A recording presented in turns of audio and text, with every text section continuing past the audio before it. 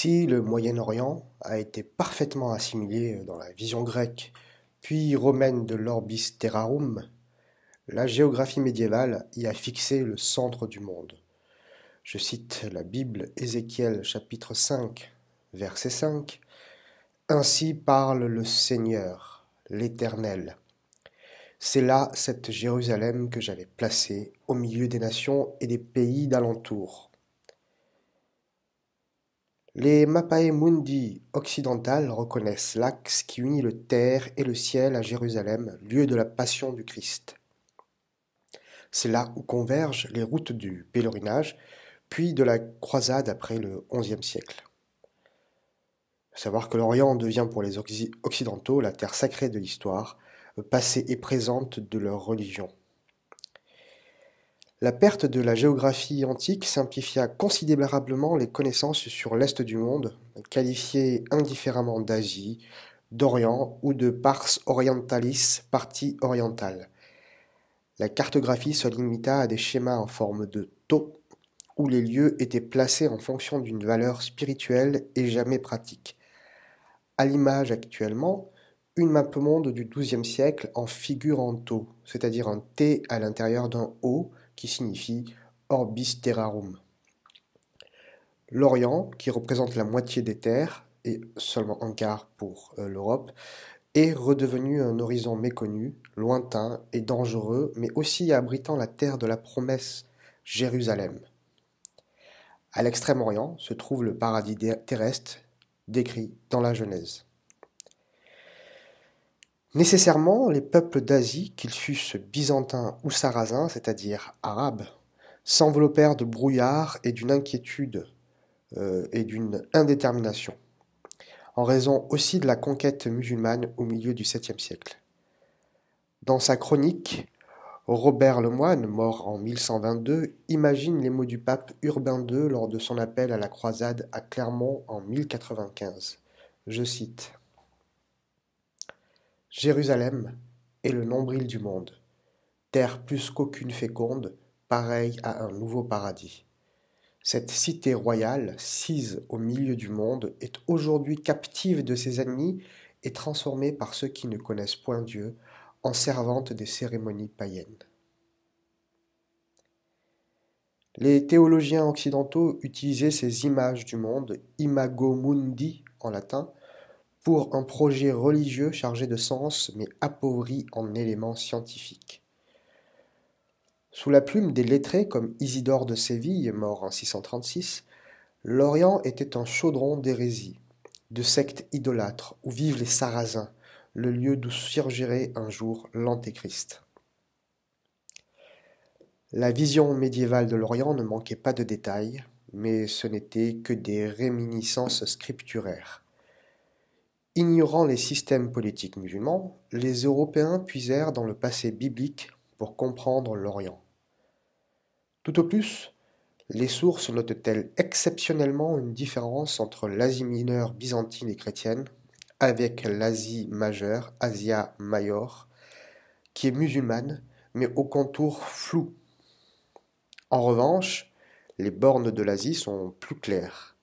Avec l'Europe, la limite est située le long du fleuve Tanaïs, qu'on appelle aujourd'hui le Don, et les monts Rifé, sans doute ce qu'on appelle l'Oural aujourd'hui. Avec l'Afrique, ce sont les monts Katabatmon, c'est-à-dire les plateaux de Libye, à l'ouest d'Alexandrie. Paradoxalement, les croisades du XIe au XIIIe siècle aboutirent à une inflation d'informations sur l'Orient, améliorant la connaissance de ce monde si proche et si lointain.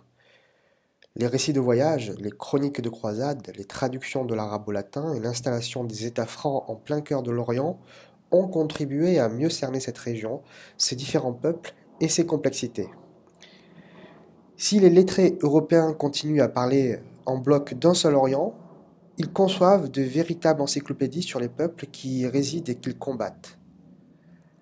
À la fin du XIIIe siècle, on redécouvre les géographies antiques, notamment Ptolémée, et on quitte le domaine onirique des êtres monstrueux appelés à venir de l'Orient dans les bagages de l'Apocalypse.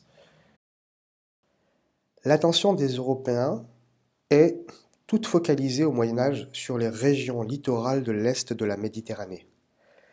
Ces territoires qu'il fallait libérer au nom de l'histoire sainte représentaient le seul Orient attractif. Les récits de croisades, encore imprégnés de géographie biblique, l'appellent la Terre sainte ou encore l'outre-mer, expression très large dans leur acception. Les étendues désertiques d'Arabie étaient ignorées, tout comme la Mésopotamie, pourtant cœur politique du califat. Seul le brutal et redouté seigneur Renaud de Châtillon mit au point une expédition pour aller piller la Mecque en 1182, signe qu'il avait compris où l'islam puisait sa puissance symbolique. La Perse était totalement méconnue, ou simplement entrevue à travers les voyages légendaires de Marco Polo qui lui était mort en 1324. La géographie arabe du Moyen Âge n'est pas vraiment différente sur le fond. Les connaissances sur l'Orient chez les savants musulmans sont bien plus précises car ils y vivent et parce qu'ils ont accès aux ouvrages de Ptolémée. Pourtant, eux aussi font de ce qu'on appelle notre Moyen-Orient aujourd'hui le centre de la Mamlakat al-Islam, le domaine de l'islam, ou simplement la Mamlaka, le domaine. À ceci près qu'ils le placent à la Mecque plutôt qu'à Jérusalem, comme on va le voir sur la carte du savant Ibn Hawqal, qui est mort en 988, et aussi chez le géographe persan Istakhari au milieu du Xe siècle, et ce qu'il va raconter dans sa présentation de la Terre. Je cite. J'ai réparti le pays d'Islam en 20 provinces, en commençant par l'Arabie dont j'ai fait une province. Si je commence ainsi, c'est parce qu'elle abrite la Kaaba et la Mecque, mère des cités, et qu'elle est le centre des provinces. Je passe ensuite à la mer du Fars, c'est-à-dire le golfe Persique, parce qu'elle entoure la majeure partie de l'Arabie, puis je mentionne le Maghreb en venant finir à l'Égypte que je décris.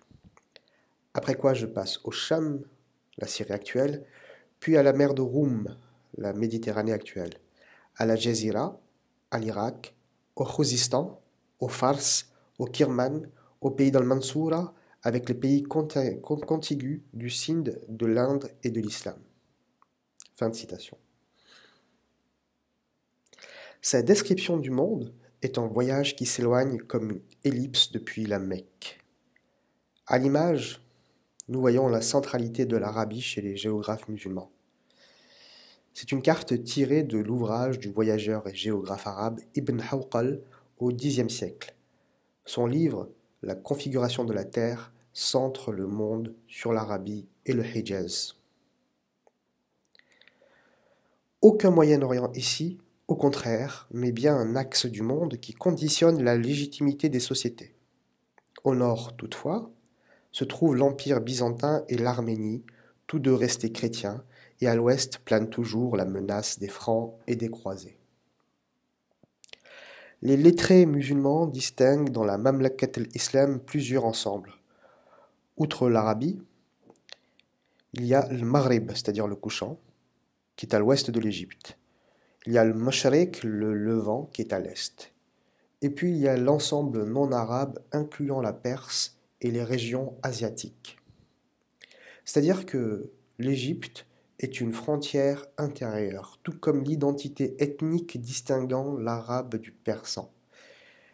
Les conceptions peuvent varier d'un ouvrage à l'autre, mais au Xe siècle, le géographe Al-Muqaddasi identifie dans le monde musulman 14 provinces, dont 6 sont arabes et 8 non arabes, notamment la Perse, le Sindh, l'Azerbaïdjan et d'autres.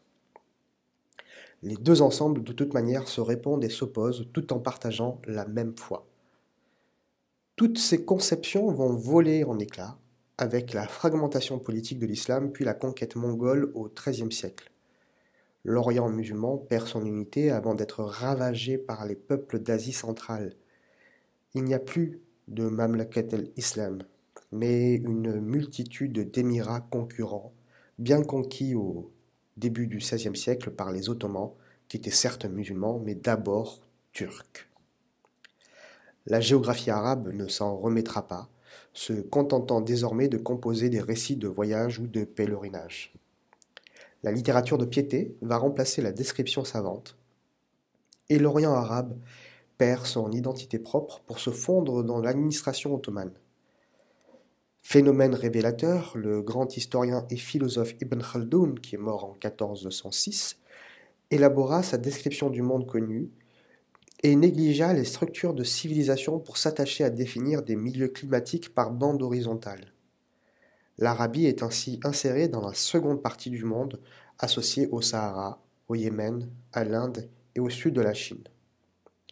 La Mecque, quant à elle, n'est plus que le centre du Hijaz.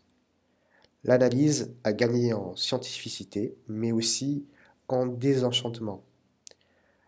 À l'image, vous voyez les réminiscences historiques autour du Levant.